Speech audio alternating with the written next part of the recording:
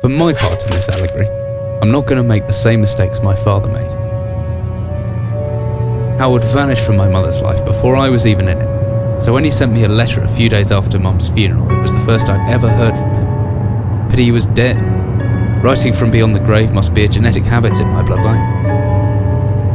His letter contained a key, instructions, pleas for forgiveness. I figured the dead don't have much use for absolution, so I turned to his prophetic passing, which he inexplicably expected to come any day.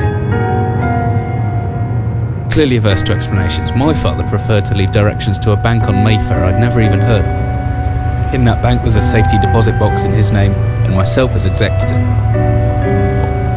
Of course, I went, as he knew I would. I discovered that despite the evidence, he'd been legally declared dead almost 30 years ago, and so the old book and collection of notes I found had, in the eyes of the law, been mine all this time. My father's instructions were to burn the documents, raise no further questions. But that was his error. No man's immune to the shameful trappings of curiosity, and my humanity got the better of me. The university I taught at was world-renowned for two things: physics and linguistics. I represented the first, and the man who stood for the second was stumped by my recent acquisition. The book was indecipherable. The notes, however, showed a location somewhere in uninhabited northern Greenland.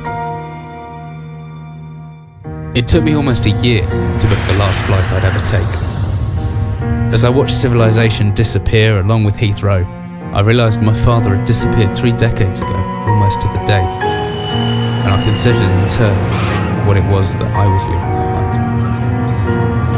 We landed on a strip of ice a few feet wide, and within minutes I was pulling away on a chartered boat, beginning the 12-hour journey that would lead me into my past.